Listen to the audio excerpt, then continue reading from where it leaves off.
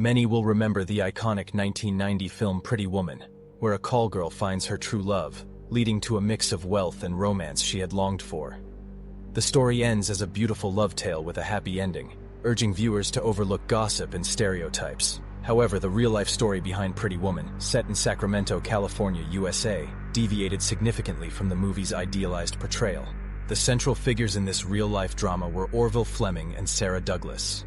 Orville, a 54-year-old fire chief earning approximately $130,000 annually, encountered Sarah through an online escort service and was captivated by her beauty. This initial encounter marked the beginning of a tumultuous relationship that rapidly evolved into tragedy. Sarah Douglas, born in 1987 into a large and harmonious family in Sacramento, California, enjoyed a supportive upbringing with 5 siblings. The family lived amidst a friendly atmosphere, fostering strong bonds among its members. Since childhood, Sarah was known to her parents as a sweet, sociable, and cheerful girl. However, as she entered her teenage years, her character underwent a significant transformation. She became involved with a group of troubled teenagers and began spending all her free time with them. This shift in her social circle led to her dropping out of school and focusing more on entertainment than education or personal development. At the age of 19, Sarah entered her first serious relationship with a man named Nicholas. By 2007, when she was 20, Sarah became pregnant. Unfortunately, by this point, their relationship was already beginning to unravel. They found themselves arguing frequently over even the smallest issues, and as the pregnancy progressed, their tensions only escalated. The arrival of their child did little to improve their relationship. In fact, it made things worse. Eventually, the couple decided to separate. Nicholas moved to a neighboring city, Santa Rosa, about 150 kilometers away, where he met another woman and began a new life. Despite the breakup, he remained involved in his son's life and shared custody rights with Sarah. Meanwhile, Sarah found herself in a difficult and overwhelming situation. As a young single mother with an infant, no education, and no job, she struggled to make ends meet. Her parents were busy raising their own younger children and could not offer significant help. Still, her mother and sister did their best to support her, though the financial strain was still heavy. With limited resources and no clear way forward, Sarah was faced with a tough decision. Sarah faced a pressing need to secure income quickly. Eventually, she turned to becoming one of the women listed on the escort website Escort Services. Attracted by the good pay and flexible schedule, Sarah, already known for her beauty and popularity, quickly began earning a substantial income in her new profession. However, she was unaware of the inherent risks involved. After several years in escort services, Sarah crossed paths with a man who seemed to embody her dreams of stability and security, Orville Fleming. She saw in him a chance to leave behind her job, find a reliable partner for herself and her son, and finally build a stable life.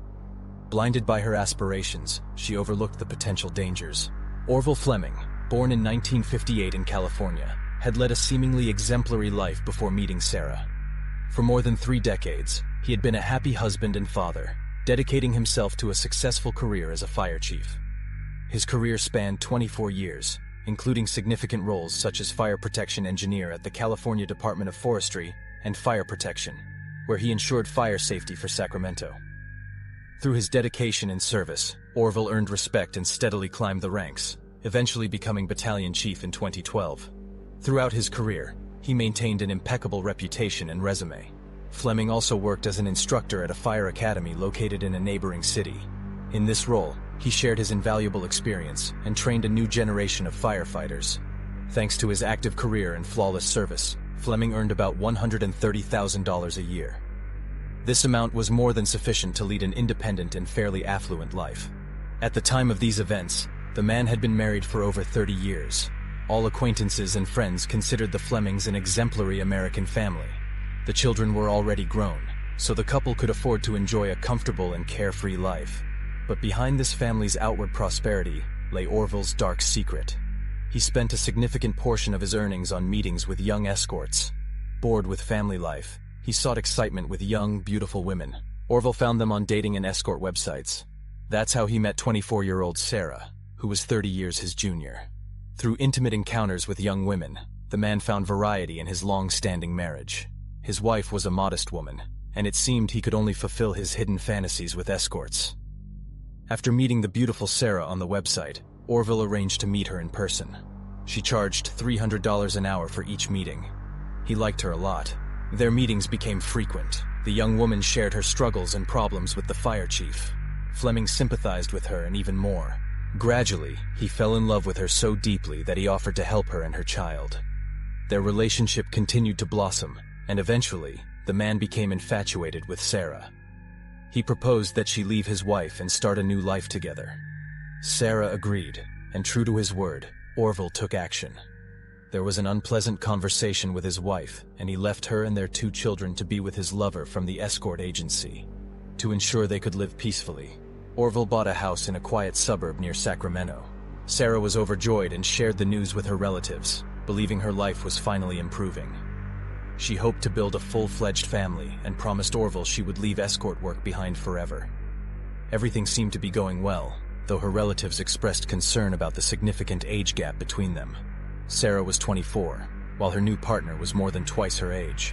Despite their initial worries, Sarah's family supported her decision, seeing Orville as an exemplary and respectable family man. They chose not to overshadow the joyous occasion with their concerns. The beginning of their life together seemed perfect. Orville went out of his way to make their home comfortable, even including space for the many birds Sarah loved since childhood. She truly quit her job at the escort agency and embraced life as a homemaker in an American family. It felt like a fairy tale. Perfect life, perfect home. Sarah dreamed of solidifying their relationship further by marrying Orville, and her hopes appeared to be coming true when he presented her with an expensive engagement ring adorned with a large diamond. She happily accepted his proposal, but the Hollywood-like happiness of the pretty woman did not last long, as it soon became apparent that Fleming was extremely jealous. He was possessive and tried to control his new partner in every way possible. Orville would hardly let Sarah take a step without demanding a full account of her actions. Knowing that she was entirely dependent on him financially, he used this advantage to bind her to him completely. This dynamic continued for several years until Sarah finally lost patience. The man, 30 years her senior, exhibited obsessive behavior and was consumed by the need to control her. Regardless of whom she met or spoke to on the street, it would spark suspicion and lead to arguments. Additionally, there were constant conflicts with Orville's wife, Megan. Legally, Megan was still Orville's wife, and although he had filed for divorce, the process was slow, giving Megan ample time to pressure him. One way or another, Sarah's patience was beginning to wear thin. By early 2014, the situation had reached its breaking point. Megan frequently and persistently called her husband, demanding he pay off her debts and give her more money. She was particularly outraged by the portion of their expenses spent on escort services, where Orville had squandered a significant amount of money. This constant harassment often brought Sarah to tears. By then, the relationship between Sarah and Orville had completely deteriorated. Sarah spent more and more time at her mother's and sister's house. One day, during a conversation, she confided in them that she wanted to end her relationship with Orville due to all the accumulated problems. She realized that she had made a mistake by getting involved with him and taking him away from his family, but she never suspected that this decision could lead to horrific consequences. Wednesday, April 30th, 2014, started just like any other day. Sarah had sent her son to stay with his biological father for a few days and decided to spend the evening with her mother and sister. The trio went to a casino where they enjoyed playing and having fun until about 11 p.m. During this time, Orville, Sarah's partner, repeatedly called and texted her, but she chose to ignore him. Orville was upset by her disobedience, especially since she had gone out to have fun despite his prohibition. However, Sarah did not respond to his calls. Around midnight, Sarah's sister Stephanie drove her home, where she lived with Orville, and after a brief farewell, Sarah entered the house. As soon as she stepped inside, she immediately noticed a strong smell of gas. She headed to the kitchen and discovered that one of the burners had been left on. Concerned, she called her sister, telling her that Orville had left the gas on, seemingly with the intention of harming her birds. While they were talking, a sudden scream echoed through the phone, startling Sarah. It was Orville's unexpected appearance that interrupted the conversation, and Stephanie could only hear the commotion on the line. She assumed it was just another argument between the couple and hung up, going to bed. The following morning, Stephanie decided to check in on her sister. She called Sarah multiple times but received no response. This was unusual since Sarah was always available. Growing more concerned, Stephanie tried calling again, but still, no one answered. Around 8 in the morning, Stephanie and their aunt decided to visit Sarah's house to check on her. They knocked and called for a long time, but no one answered.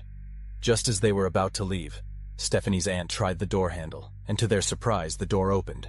The women grew increasingly worried, as it was unlike Orville's house to be left unlocked. Despite their concerns, they decided to enter. Inside, the living room was in disarray, with furniture askew and belongings scattered about. They cautiously moved toward the bedroom in search of Sarah. At that moment, Orville's neighbor, who had been nearby, heard the women screaming. He looked through the window and saw 2 women running out of the house, appearing terrified and screaming. When the neighbor approached them and asked what had happened, they explained that there was a body inside the house. The neighbor immediately called 911 and reported the incident. By 9 in the morning, police officers arrived at the scene. Several officers worked to calm the witnesses and gather information, while other officers entered the house to investigate.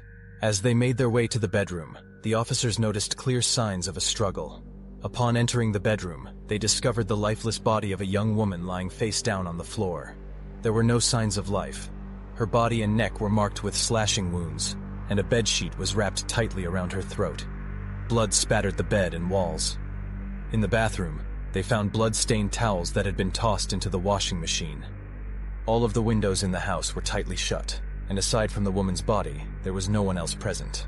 Detectives quickly secured the crime scene and initiated a full investigation into the circumstances surrounding her death. The forensic specialists swiftly arrived at the scene to gather evidence, and Sarah's body was transported to the morgue for a thorough autopsy to determine the exact cause of death. It was revealed that Sarah Douglas, aged 26, had suffered at least 14 stab and slash wounds, likely inflicted with a kitchen knife. Strangulation marks around her neck were identified as the primary cause of death. Additionally, the autopsy uncovered numerous bruises and signs of physical assault, indicating a fierce struggle before her demise. Blood tests confirmed she was not under the influence of alcohol or drugs at the time of her death. Sarah's aunt and sister provided crucial information to detectives, detailing Sarah's background in escort services, which she had left after meeting Orville. Despite the significant age gap, Sarah had believed Orville to be a dependable man capable of providing stability. However, tensions had escalated in their relationship in recent months, prompting Sarah to decide to end things with him.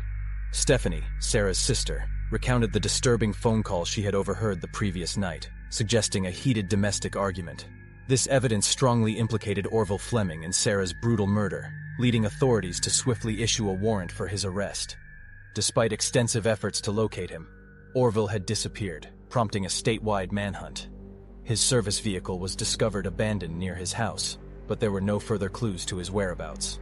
Authorities intensified their efforts, gathering detailed information about Orville Fleming and distributing wanted posters. Given the nature of the crime and Orville's disappearance, he was considered highly dangerous, heightening public concern and police urgency to bring him to justice. Records revealed that Fleming owned 2 firearms, neither of which were found in his vehicle or at the crime scene. It was assumed that he had taken them with him, possibly intending to resist arrest. As a result, the public was warned to stay alert and report any suspicious individuals. Simultaneously, people were urged to exercise caution and avoid any confrontation with the wanted man, who was considered armed and extremely dangerous. The search operation stretched over more than 2 days, during which time Sarah's relatives and acquaintances gathered near the house she had lived in. They closely monitored the search efforts in real time, hoping for any updates. Many had come to honor the memory of the victim of domestic violence, a loss that had deeply affected them. The crime attracted significant media attention, which closely followed the police investigation and search efforts. While the publicity helped to accelerate the search for the perpetrator, it also fueled rumors and subjected Sarah's relatives to excessive public scrutiny, making their already painful experience even more difficult to bear. Meanwhile, Orville's colleagues were also reeling from the incident. To them, he had always been a positive, kind individual, an experienced professional with an impeccable reputation, who had repeatedly demonstrated his integrity throughout his career. Nonetheless, the facts were undeniable. He had disappeared immediately after his young lover's death, and it was clear he was involved in the incident. 5 business days after his disappearance, Orville was formally dismissed from his position as Fire Battalion Chief for failing to report to work without explanation. Though this dismissal was essentially a bureaucratic formality under the circumstances, it marked a significant turning point in the case. As the search operation continued, it expanded to include more remote areas of California. Authorities knew that Orville was an avid nature enthusiast and experienced outdoorsman. He had often undertaken treks into inaccessible regions, demonstrating his high endurance, strength, and ability to survive even in the harshest conditions. Despite his age, Orville was in good physical shape and could have been hiding in the wilderness for an extended period, waiting for the public and police attention to subside. The search therefore included remote areas of the state, as it was believed that Orville might be seeking refuge there. Despite the growing public interest in the case, tensions seemed to only escalate, complicating both the investigation and the emotional toll on all those involved. Orville's wife, Megan, who had not yet finalized her divorce from him, stirred further controversy in the unfolding scandal. She made shocking claims that Orville and other members of the California fire team had regularly brought escorts to the fire station and engaged in inappropriate activities with them. According to Megan, she had seen videos of these women arriving at the firehouse and even partying inside fire trucks. She alleged that Sarah had appeared in these videos on a few occasions. Upon receiving Megan's allegations, police officers visited the fire station to question the staff and investigate the claims. Initially, they found no evidence such as videos or photographs to support Megan's accusations. Megan herself was unable to provide concrete evidence, leaving these rumors unverified. Megan also disclosed that during Orville's relationship with the young escort, he had accumulated debts due to lavish spending on these encounters. Despite Megan's demands, Orville never settled these debts. She further claimed that the diamond engagement ring Orville had given Sarah was fake. Additionally, Megan alleged that Sarah had been harassing her, frequently calling and threatening her to disappear from their lives. Megan had gone so far as to file for a restraining order against Sarah, although no evidence supporting this claim was found. It appeared that Megan might have fabricated this story out of resentment toward her rival, possibly to tarnish Sarah's reputation further. After 2 weeks of intense investigation, Megan's divorce petition was dismissed by the court, adding to the complications in her already tumultuous situation as the wife of a fugitive. Finally, on May 26, 2014, the former fire battalion chief Orville was apprehended. He was recognized at a bus stop near where his service vehicle had been discovered. Authorities determined that he had been hiding in the woods, but was spotted when he ventured out to purchase supplies. Despite attempting to disguise himself, including shaving his mustache, Orville was captured without resistance. No firearms were found on him, and he surrendered calmly to the police, bringing a dramatic close to the intense search and speculation surrounding his whereabouts. Following his capture, Orville required special attention due to attempts he had made on his own life. Contrary to the initial image of a cold-blooded murderer, officers noted Orville's demeanor did not align with detectives' preconceptions. His trial, commencing on May 22, 2014, saw the former fire chief appear in court clad not in his customary uniform, but in a prison jumpsuit. Claiming inability to afford legal representation, Orville steadfastly maintained his innocence throughout proceedings. 10 days after the trial began, the city's highway patrol initiated a new investigation prompted by Megan's allegations, aiming to uncover potential misconduct among fire department personnel. The investigation revealed instances of inappropriate behavior, including reports of sexual activities during off hours, though no evidence substantiated videos mentioned by Megan. This development led to 16 firefighters being placed on administrative leave following confirmation of misconduct on December 29, 2014. By June 2015, the final phase of Orville's murder trial commenced, with the defense striving to depict their client in a favorable light.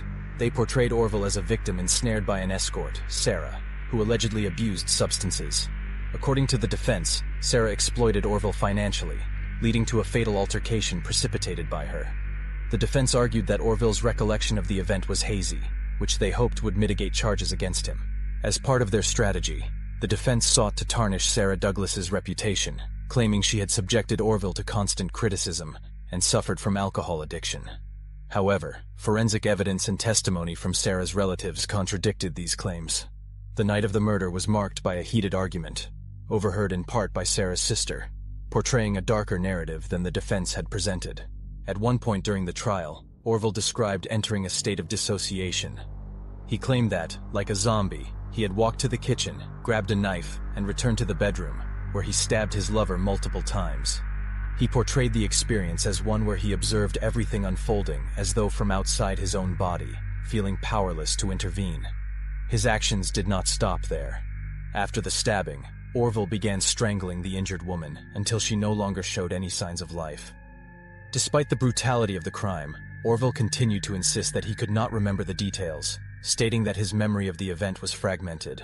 In an attempt to gain sympathy from the jury, Orville expressed deep regret for what had happened, claiming that he was devastated by his actions.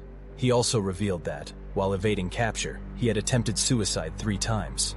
However, the prosecution aimed to dismantle his defense, presenting recordings of his interrogations, where Orville had made statements that directly contradicted his testimony in court.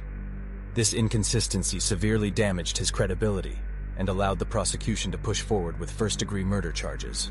On June 24, 2015, just 2 days after the closing arguments and 2 days before his birthday, Orville Fleming was convicted of second-degree murder. He was sentenced to life in prison. This marked the tragic end to the story of a firefighter who had once been devoted to his profession, a man who had trained countless recruits who continued to save lives to this day.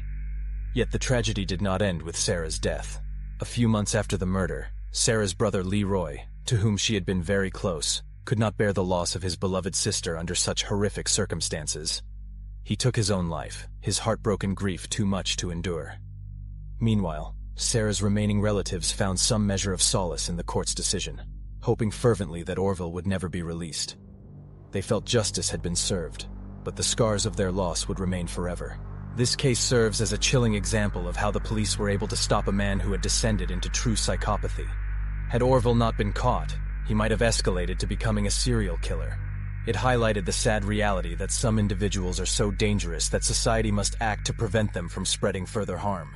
On Saturday, November 13, 2021, 34-year-old Alexandra Morgan made a heartbreaking request of her parents to take care of her children. The details of her story, still to unfold, suggest a new chapter in a tragic pattern, but the significance of this moment is still unclear. She told her parents that she planned to spend her day off traveling to Yorkshire for a spa treatment at a beauty salon. Alexandra promised to return in 4 days, on November 17th. However, when that day came, she did not return, which was out of character for her. As a devoted mother, Alexandra was always responsible when it came to her children, so her sudden disappearance was cause for concern. Not only did she fail to return, but she also stopped answering her phone. Her parents, unable to reach her, quickly contacted the police and reported her missing. Investigators wasted no time and issued a missing persons alert for Alexandra's car. They immediately began to look into her life and social circle for any possible leads. What they discovered was that Alexandra had 2 children, and although she was divorced from their father, she was raising them with the help of her parents. She worked as a dog groomer at a local salon, and there seemed to be no apparent reason for her to disappear or abandon her family. Furthermore, there were no known enemies or threats against her that could suggest foul play. As the investigation continued, the police reviewed surveillance footage from around the city and were able to identify Alexandra's car. They tracked its movements and learned that she had been heading to a rented property owned by a man named Mark Brown. Investigators uncovered that Alexandra had been in contact with him and had arranged to meet. This led to the discovery that Alexandra had been living a secret life as an escort, something unknown to her family. This revelation shifted the focus of the investigation, as it was now clear that Mark Brown might have been the last person to see Alexandra and could potentially hold valuable information. When investigators contacted Mark Brown, hoping to learn more about Alexandra's whereabouts, he denied having met or spoken with her. This denial was suspicious, especially since police were already aware of their communication and planned meeting. As a result, detectives dug deeper into Mark Brown's background. They learned that he was 41 years old, frequently changed jobs, and moved between different residences. This irregular lifestyle raised further questions about his involvement and the potential role he might have played in Alexandra's disappearance. Mark had a diverse work history, having held positions as a security guard, laborer, and driver at different points in his life. His marital status involved a relationship with Elizabeth, with whom he shared 2 children after 15 years together. Despite their lengthy partnership, their relationship was often tumultuous. Mark derived both enjoyment and income from his passion for car repairs, which he pursued on a piece of land he owned. This plot, located in St. Leonard's-on-Sea, Hastings, United Kingdom, was minimally equipped for Mark's automotive activities. The property featured 2 sheds. One was consistently locked, while the other served as the main area for his repair work. Additionally, there were several canopies and shipping containers on the premises. Initially appearing unremarkable with no criminal record, Mark's demeanor and reputation among those who knew him were generally positive. However, investigations into his social media activity revealed concerning behavior, including inappropriate interactions with women, leading to increased suspicion. The investigation took a dramatic turn when an acquaintance of Mark's informed the police that he had confessed to murdering a woman who had gone missing. This revelation prompted law enforcement to obtain a search warrant for Mark's property. Among the findings was a shed converted into a makeshift living space, complete with an inflatable bed, where Mark frequently stayed apart from his family. Inside this living area, investigators discovered Mark's personal items such as clothing, bedding, and hygiene products, suggesting he used it as his primary residence. Further revelations exposed that Mark had been using this makeshift bedroom to host encounters with various women he had connected with through escort service websites, shedding light on a hidden aspect of his life that contrasted sharply with his outward appearance. Investigators uncovered that at least 10 women, all involved in providing intimate services for money, had visited the shed Mark used as a private space. However, this lifestyle came at a steep financial cost, one far beyond what Mark could afford considering his lack of stable employment. This discrepancy sparked curiosity among the investigators, prompting them to explore the source of his funds. Their investigation revealed that Mark had inherited a significant sum of money, enough to fund his indulgent lifestyle despite being essentially unemployed. Yet, what raised suspicions was the fact that Mark had kept this inheritance a secret from his family, suggesting he was deliberately withholding the money from them. This further hinted at Mark's double life, adding complexity to the case. But could he really be the one responsible for the disappearance of the young woman? Mark acknowledged knowing Alexandra, but vehemently denied any involvement in her kidnapping or death. Despite his denials, the mounting evidence of his secret life led detectives to view him as a strong suspect. They were certain they were on the right path, yet they still needed tangible proof. As the investigation progressed, detectives scrutinized Mark's digital footprints, analyzing his computer, phone, and car GPS data. They also interviewed his wife, Elizabeth, in their pursuit of further evidence. It soon became clear that there was a web of connections leading up to Alexandra's disappearance. One crucial detail emerged. Mark had rekindled contact with an old schoolmate, Elizabeth Howard, after nearly 2 decades of no communication. Their exchange began on June 2, 2021, with brief online messages, but soon escalated to lengthy phone calls lasting 25 minutes at a time. Their communication quickly became incessant, with Mark and Elizabeth exchanging hundreds of messages in a single evening. In their conversations, Mark confessed to Elizabeth that although he was still married to his wife, he was deeply in love with another woman named Leah, whom he described as his soulmate. Mark's relationships and actions began to paint a clearer picture. He was often staying in the shed on his property or with Leah, hardly ever remaining at the main house with his wife. This tangled web of secrecy, infidelity, and hidden wealth only deepened the mystery surrounding his involvement in Alexandra's case. Mark's confession of his new romantic involvement with Leah shocked his wife, Elizabeth, who began preparing herself for the possibility of him leaving her. However, this never came to fruition. Mark suddenly ceased discussing Leah altogether, began avoiding contact with his former schoolmate, and referred to Leah only in the past tense. When Elizabeth confronted him, asking about his new girlfriend, Mark told her that Leah had taken her own life, but refused to offer any details surrounding the tragedy. Just days after Leah's death, Mark's attention shifted to a new woman, Alexandra Morgan, whom he met on an escort website.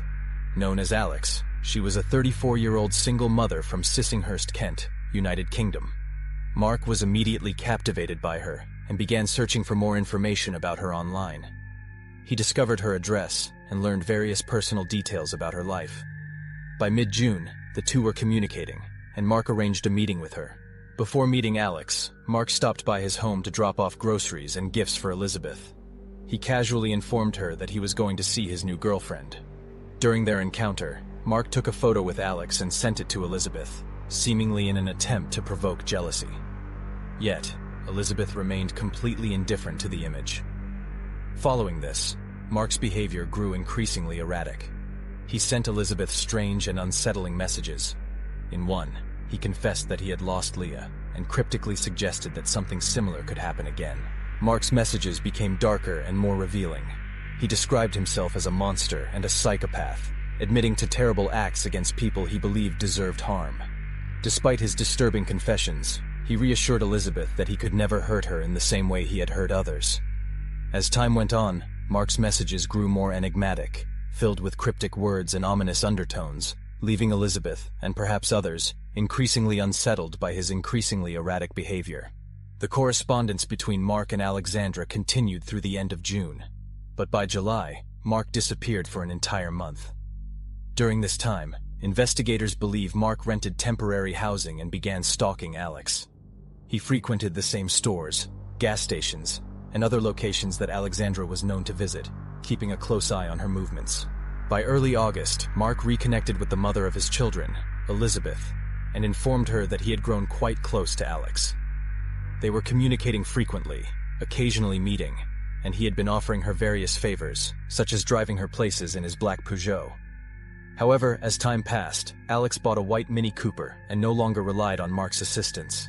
Despite this, their communication continued, with Mark often messaging her and offering help whenever she needed it. Mark's persistence paid off, and he managed to gain Alex's trust. On October 23, 2021, he proposed a lucrative business deal to her, promising a risk-free investment opportunity involving £100,000 sterling. Alex, intrigued by the prospect, expressed interest in the deal, but Mark told her they needed to meet in person to discuss the details. Mark lied, claiming he had rented a space specifically for their meeting. Unaware of his true intentions, Alexandra agreed to meet Mark. Before their scheduled encounter, she had been researching tanning salon businesses in the UK, possibly indicating that Mark had suggested this as the type of investment opportunity. On November 13, 2021, Alexandra asked her parents to take care of her children, as she was preparing to meet Mark to discuss the business proposal. That would be the last time she was seen alive. At approximately 8 a.m. on that morning, Mark's black Peugeot and Alex's white Mini Cooper were seen stopping at a gas station in Cranbrook. The gas station staff later reported that Alexandra appeared well-dressed, cheerful, and excited about the upcoming meeting. She seemed optimistic that the business discussion would offer a life-changing opportunity. But tragically, it turned out to be the beginning of a nightmare. Around 8 a.m., after refueling, Mark's and Alex's cars drove to his rented farm property. As soon as the vehicles turned onto the dirt road, both mobile devices almost immediately went offline. This caused them to completely disappear from the radar, and neither device would ever reconnect to the network again.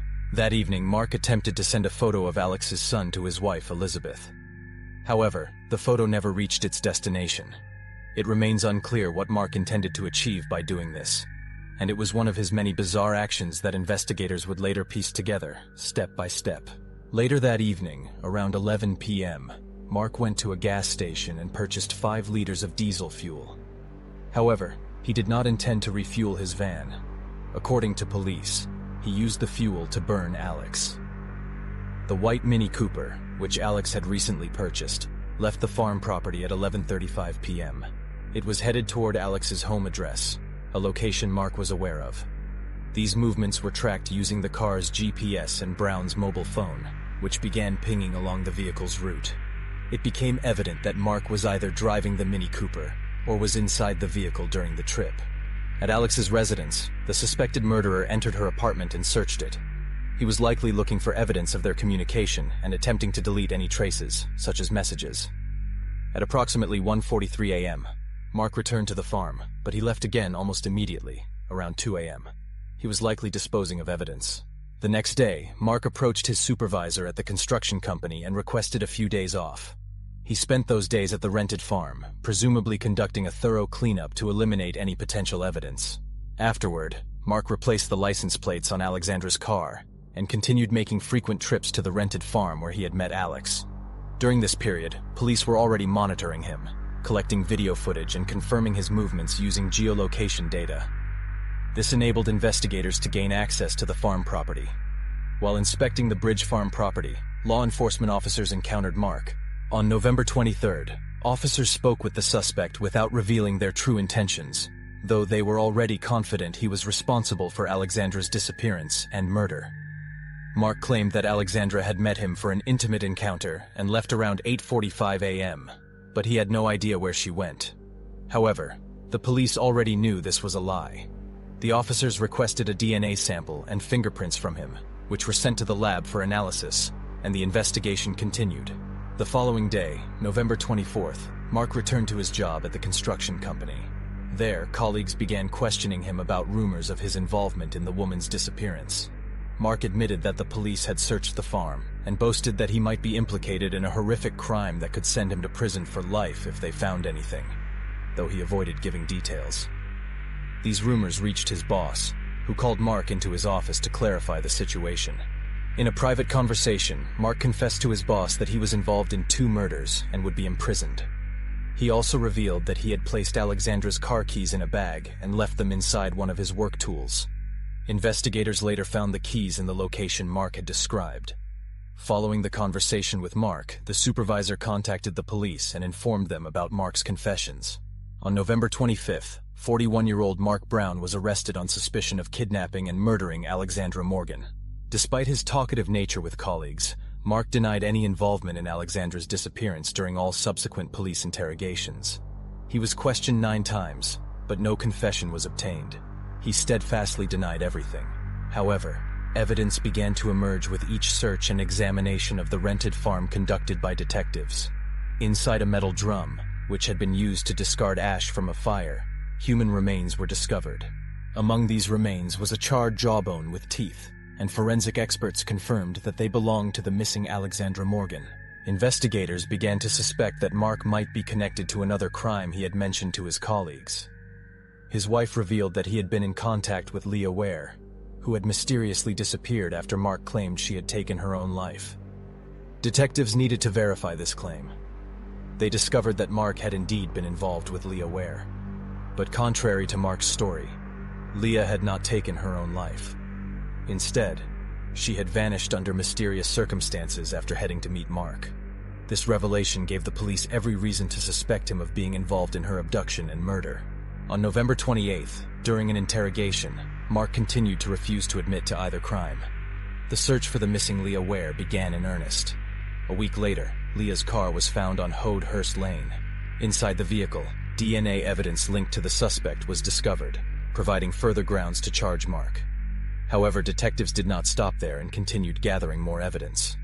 During a search of Mark's van, a specific medication was found. It was a drug that neither Mark nor his family could have been using, and investigators quickly determined that the medication was intended for Leah. At this point, Leah's name had not been part of the investigation, and detectives had no knowledge of her identity or whereabouts. But the discovery of the medication strengthened their suspicion and added another layer of evidence pointing toward Mark's involvement in her disappearance. The police faced the daunting task of identifying Leah and determining her whereabouts. They established that Leah, aged 32, had been in a relationship with Mark until May 2021.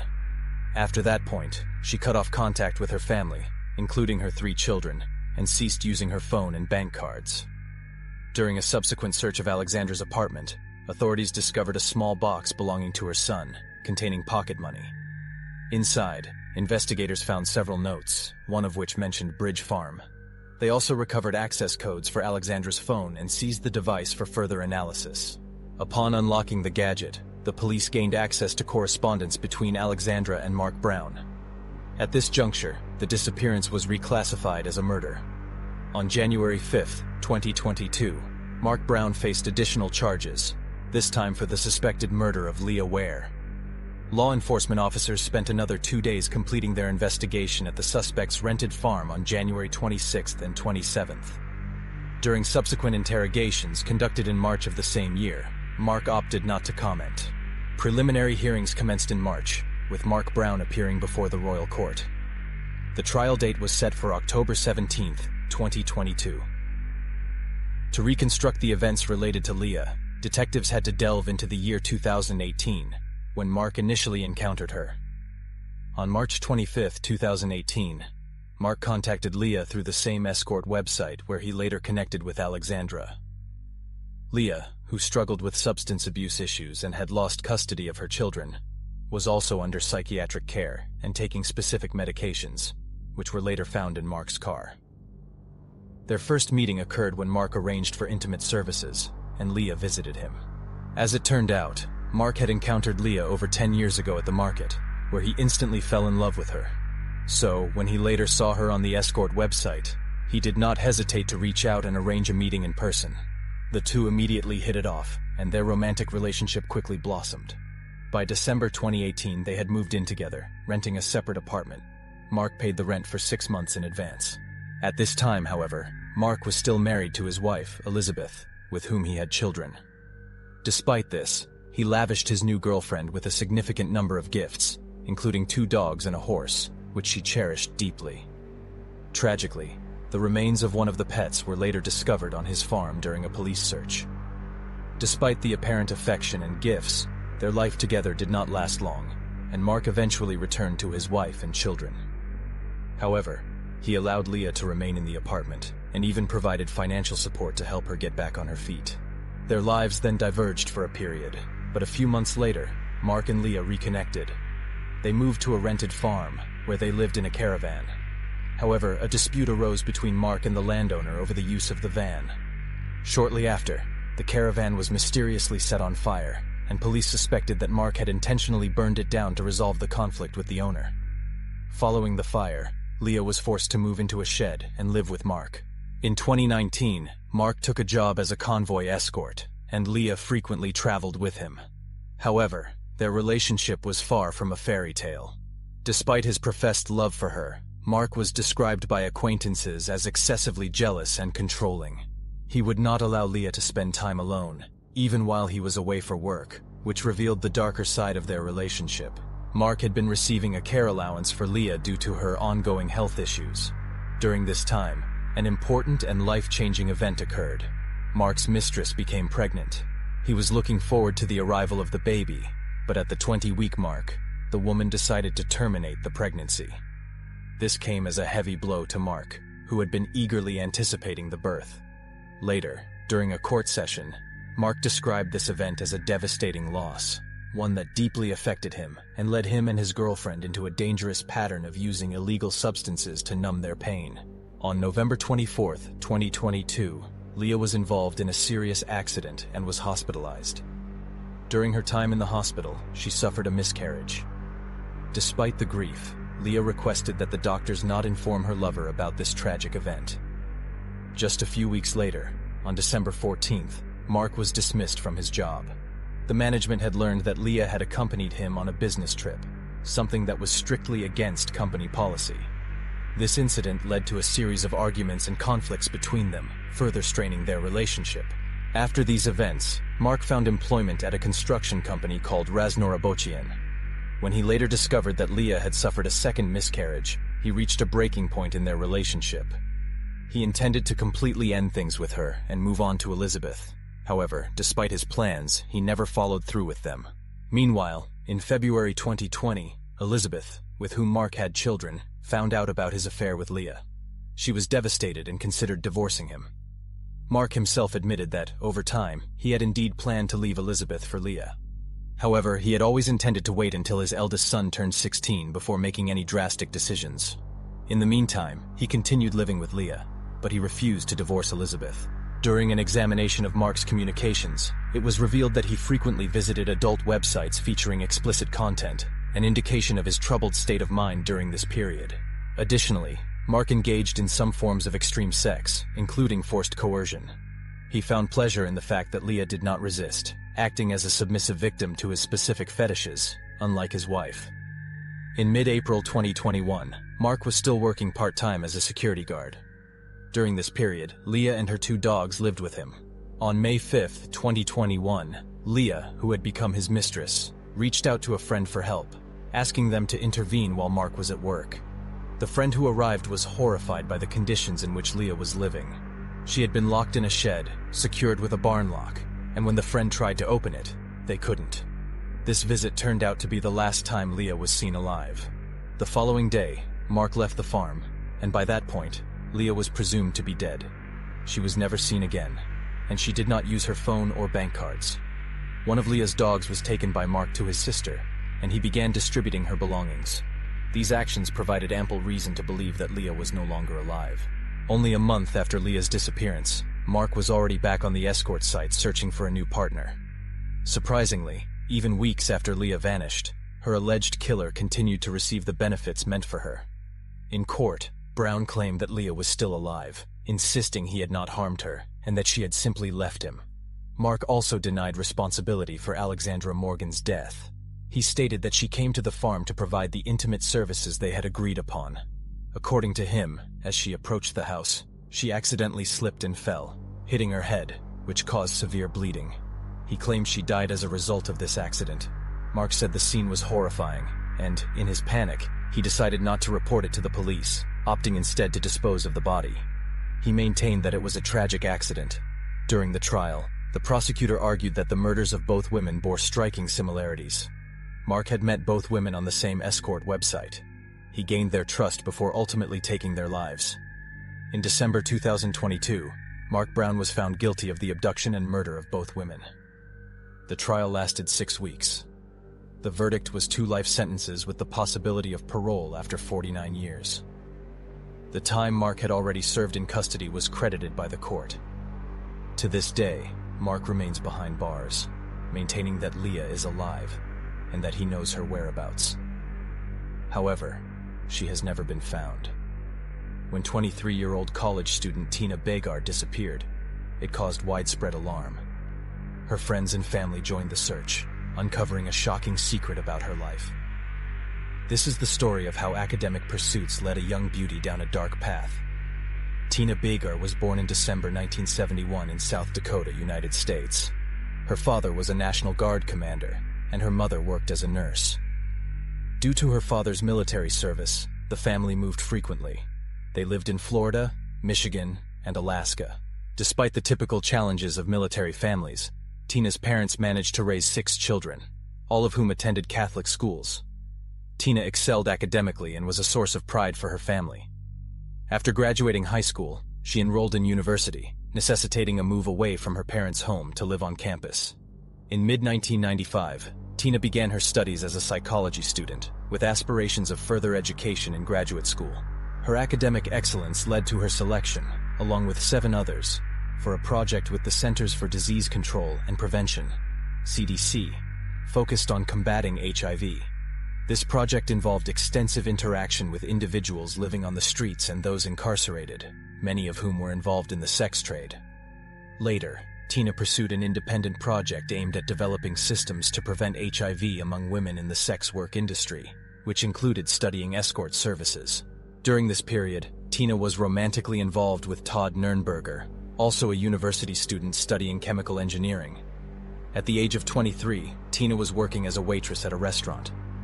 On August 23, 1995, Todd returned home from work to find Tina missing. Her car was also gone. Earlier that morning, Tina had been at home, supposedly preparing to leave for her shift. Todd initially assumed she had stayed late at work, but upon visiting the restaurant, he discovered Tina had quit her job 4 months earlier and had not been seen there since. It was a shocking revelation, as Tina had maintained the facade of going to work every day, ironing her uniform and leaving the house as if heading to her job. The situation was bizarre, and Todd couldn't understand what was happening. Unable to reach Tina, Todd eventually contacted the police and reported her disappearance. After filing the missing person report, Todd also tried to locate Tina's car, which had been purchased for $15,000 shortly before her disappearance. However, both the car and its owner were nowhere to be found. Todd informed Tina's parents about her strange disappearance, asking them to join the search for her. To speed up the search, Tina's father immediately offered a $5,000 reward for any information that could help locate her car, the missing woman, or Tina Bagar herself. Despite the reward, no leads emerged until Todd began looking deeper into Tina's recent months of life. He sensed something was wrong, but he had no idea of the trouble his girlfriend had gotten herself into. Meanwhile, the police conducted their investigation, and, as is typical in such cases, the boyfriend became the primary suspect in her disappearance. Detectives found that the couple had a good relationship, with no apparent motives for a crime. However, since partners often harm each other, the police had to rule out that possibility. Todd had a solid alibi confirmed by multiple witnesses, so he was quickly eliminated as a suspect.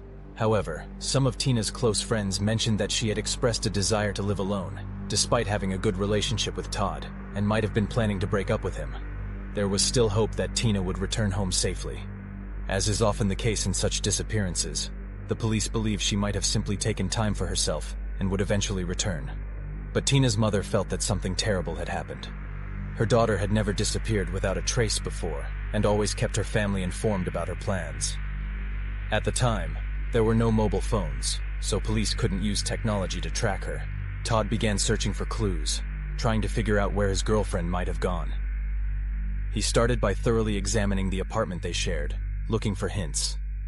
All her belongings were still at home, which was unusual for someone who planned to run away. Then, by chance, Todd discovered a small backpack he hadn't noticed before. When he opened it, he was stunned. Inside the backpack, Todd found a variety of provocative items: stockings, lingerie, lubricants, condoms, and a business card that read the name Crystal. The card was from an escort agency called Dreams. Todd was confused and unable to comprehend what these items were doing in their home. He couldn't fathom how they had ended up there and, most importantly, why they seemed to belong to Tina. The backpack didn't feel like it could have been hers, and the contents felt foreign to him. In his desperation for answers, Todd decided to call the number on the business card, hoping to find some clarity. When he asked about Tina, the agency told him they had no one named Tina working for them. However, when he inquired about Crystal, the description the agency provided seemed to match Tina's appearance exactly. Intrigued and unsettled, Todd managed to get his hands on a photograph of an escort named Crystal, and to his shock, the woman in the photo was unmistakably his girlfriend. This revelation hit Todd like a punch to the gut. He was stunned, unable to comprehend how this could be true. He had always thought of Tina as someone who came from a respectable family, someone who didn't seem to lack for money, and most importantly, someone who had never shown any signs of leading such a lifestyle. The discovery rattled him deeply and left him questioning everything about their relationship. As the initial shock began to subside, Todd found himself grappling with an array of provocative speculations. Tina's family, along with some of her classmates, speculated that Tina might have been listed as an escort due to her university research project. Indeed, at one point, that theory seemed plausible. However, as time passed, it became clear that the research project had already been completed. This raised even more troubling questions about why Tina had continued to work in the escort industry after its conclusion. Despite the ongoing speculation, the truth quickly came to light. It was confirmed that Tina had indeed been working as an escort and had registered with several agencies. The scope of her work was even more surprising. She typically served multiple clients each day, and this steady stream of business allowed her to earn a significant income. Tina charged $250 per session, and from that amount, she paid $100 as a commission to the agency. Agency representatives informed Todd that Tina was highly sought after in the industry, with some clients even becoming regulars, meeting with her almost daily.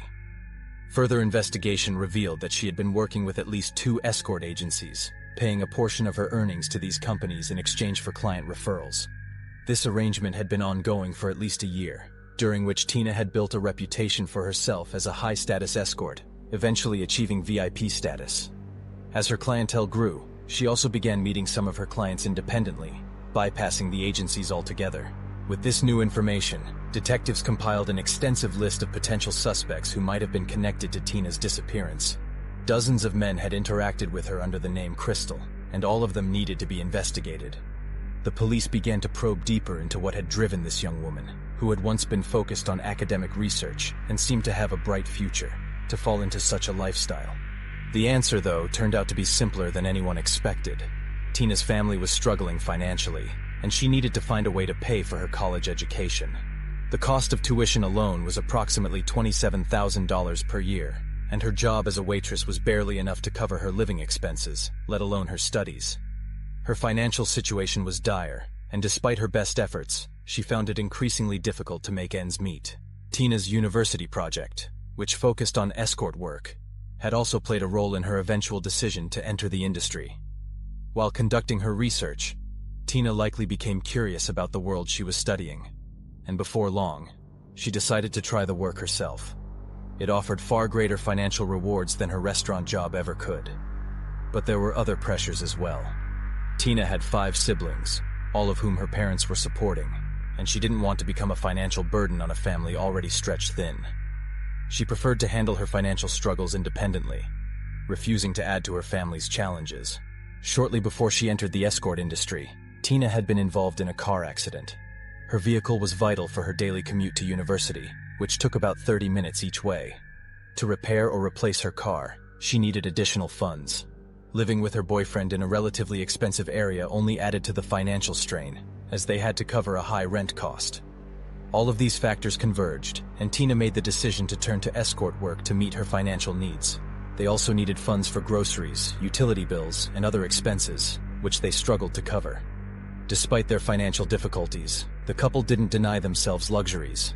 They frequently dined out, went to clubs, and purchased expensive clothing. According to detectives, the most likely reason for Tina's decision to take up this line of work was the simple need for money. The day before her disappearance, Tina submitted a proposal to conduct a study titled Sexual Histories and Health Practices Among Women in Escort Services.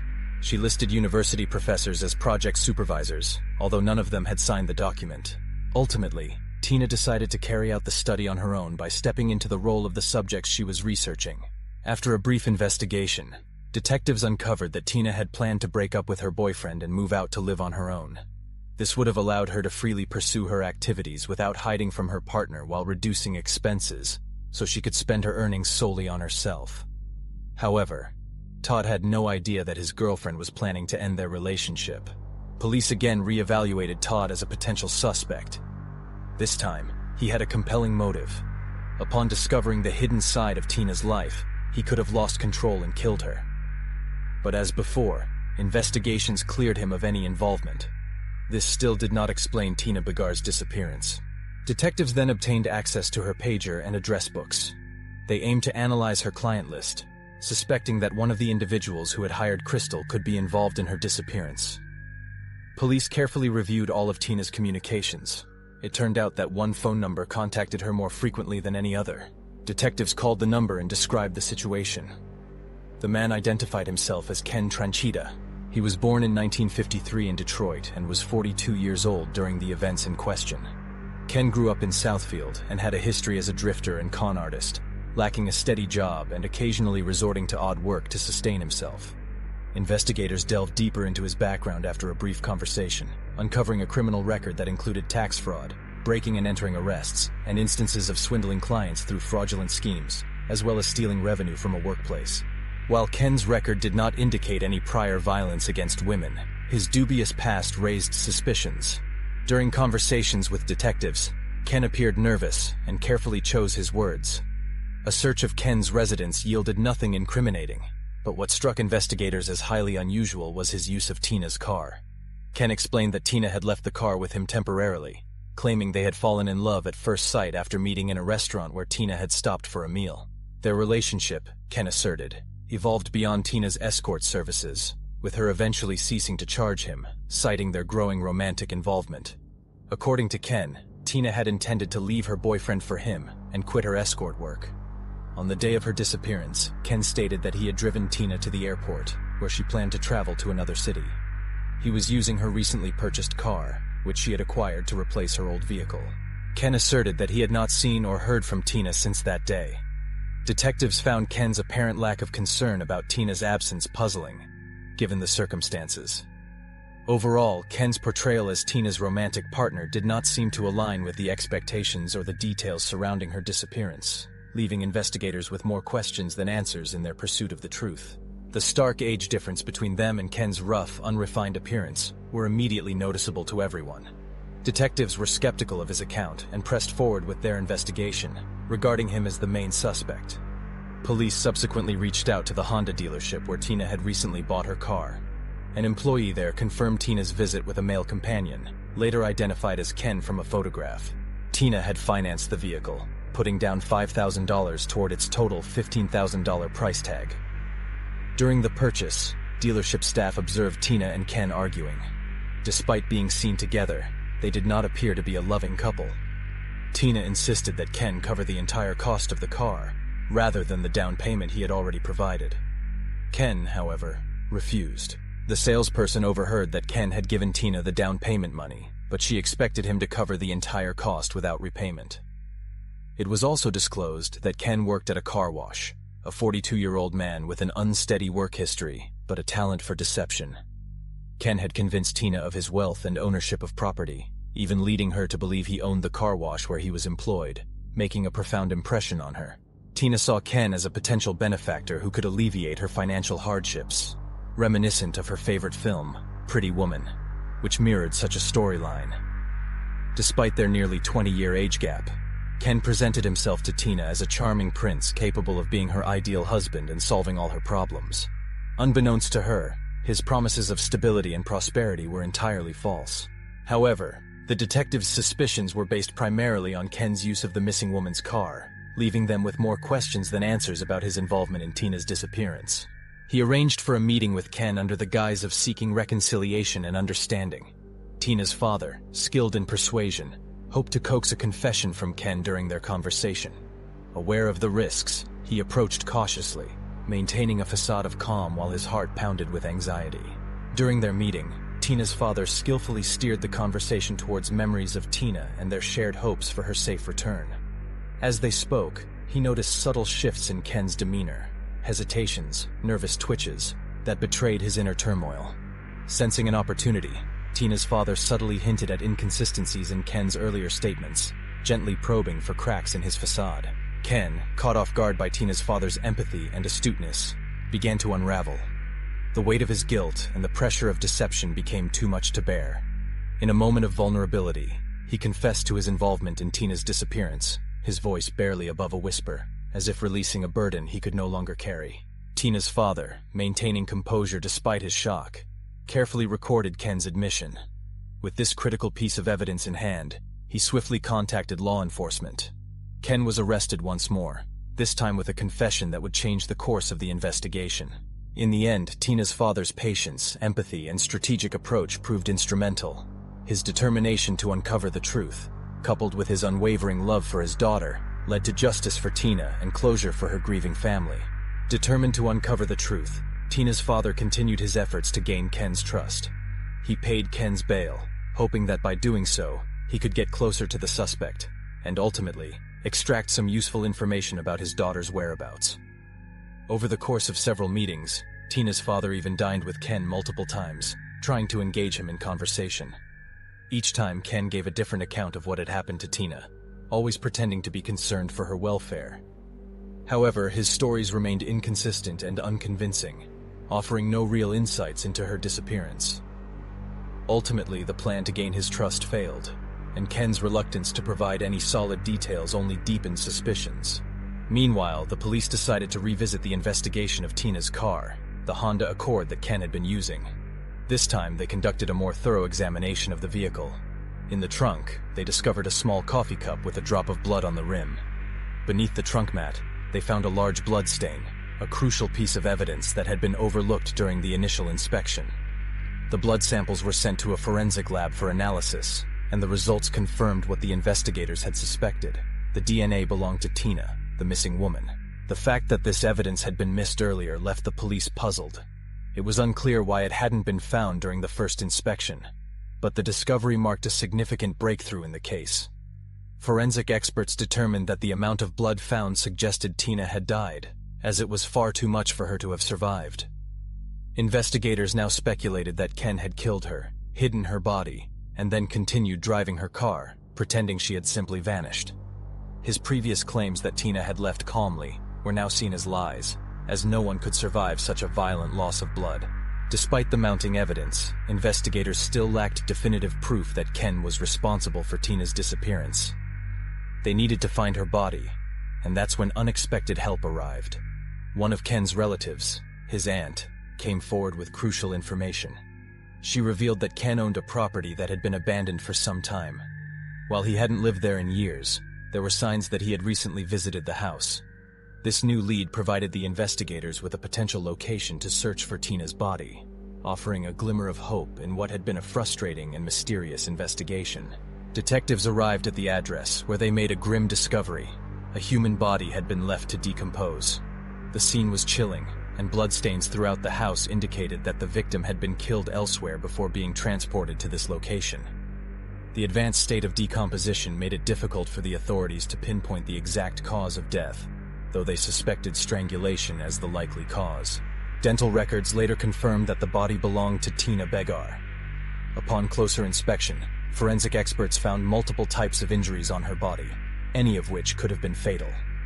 One of the more plausible theories proposed by the experts was that Tina's throat may have been slashed, a hypothesis supported by the significant amount of blood discovered in the trunk of a car. However, this theory could not be conclusively verified, leaving the precise cause of death uncertain. Following the autopsy, Tina's body was laid to rest in South Dakota, where she was buried next to her brother, who had passed away in infancy. The funeral was a somber affair, attended by more than 100 of Tina's friends, classmates, and family members. Interestingly, none of Tina's professors or academic advisors were present, likely to avoid public scrutiny due to the controversial nature of her research project. The Begar family, already reeling from the loss, opposed any media coverage of the tragedy. They feared that Tina's double life, which had been provocative in its nature, would attract even more sensationalism. Despite their wishes, however, the case became a focal point for journalists who thrived on covering shocking events such as this. The media's widespread attention fueled wild rumors, adding to the family's grief and frustration. After the discovery of Tina's body, detectives shifted their focus to arresting Ken. They had gathered substantial evidence, including Tina's blood in his car and her body found at his abandoned property. However, when the authorities arrived at Ken's home, he was nowhere to be found. It turned out that Ken had fled, but detectives quickly located him, having tracked him to a hotel not far from his residence. Before his arrest, Ken had attempted to take his own life. He slashed his wrists and ingested a large dose of antidepressants in an apparent suicide attempt. However, his efforts were unsuccessful, and he was arrested shortly thereafter. Detectives proceeded to question Ken directly in his hotel room, a move later contested by his lawyers who argued for an acquittal on the grounds that investigators should have provided medical assistance before interrogation. Despite initial denials of involvement, Ken eventually began to crack under the weight of accumulating evidence. Initially, Ken claimed that he and Tina had a heated argument that escalated into a physical fight. He alleged that Tina fell and struck her head during the altercation, and he found her lifeless the next morning, believing her death to be accidental. However, forensic experts' report contradicted his account, revealing that Tina had died from strangulation coupled with a severe head injury. The bruises on her neck indicated prolonged strangulation, undermining Ken's initial story.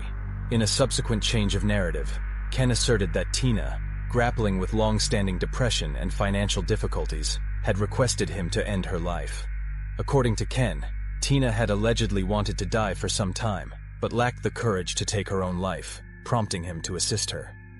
Nevertheless, forensic findings firmly established that Tina had died from a forceful blow to the head, followed by strangulation, events that occurred in Ken's rented apartment. The investigation was further supported by the landlord, who recalled an incident involving a missing mattress. Just before Tina was reported missing, Ken had complained about vomiting on the mattress and claimed to have replaced it with a new one. Later, the old mattress was discovered in the attic, soaked with blood. Forensic tests confirmed that the blood on the mattress belonged to the victim, providing more evidence of Ken's efforts to dispose of the evidence. Despite this breakthrough, many questions remained unanswered. How had the unimpressive ex-convict Ken Tranchita managed to convince an educated college student like Tina that he was a wealthy man? This was particularly puzzling considering it was clear that Ken earned far less than the escort he was dating. Why had Tina, who earned up to $500 daily, needed a loan to buy a car? What had happened to all her earnings and savings? And perhaps most puzzling of all, why had someone from a respectable family with a good upbringing chosen such a risky path? Investigators speculated that Ken might have been motivated by money. It became clear that Tina had soon realized Ken wasn't the man he had portrayed himself to be. When she tried to end the relationship, this likely triggered the violent confrontation. During his trial, Ken chose to strike a plea deal with the prosecution, which significantly reduced his sentence. Initially, the prosecution had sought the death penalty, but the plea agreement removed that possibility. Meanwhile, the case was gaining widespread media attention, which threatened to spiral into a full-blown scandal. Ken's decision to plead guilty offered a way to expedite the trial and minimize extensive media coverage. In the end, the plea deal was accepted. Ken was sentenced to 2 life terms, one for the murder and another for his repeated criminal violations. However, he retained the possibility of parole. The earliest he could apply for parole would be in May 2021, by which time he would have already served 25 years in prison. Ken, reflecting on his time behind bars, admitted that on the night Tina died, they had been together and had consumed illegal substances. An argument ensued when Tina expressed her desire to end their relationship, which deeply unsettled Ken. In a moment of rage, he attacked her, ultimately beating and strangling her to death. During his 25 years of incarceration, Ken claimed to have fully recognized his mistake. He actively participated in psychological training programs and rehabilitation courses aimed at addressing his harmful behaviors. Ken maintained exemplary behavior in prison, avoiding conflicts and illicit activities. He also expressed remorse and apologized to Tina's family for the pain he had caused them. Despite his efforts and rehabilitation progress, Ken's parole request was denied by the court. He will have the opportunity to reapply in the future. If you found this story intriguing, feel free to share your thoughts and reactions in the comments. Your feedback is appreciated.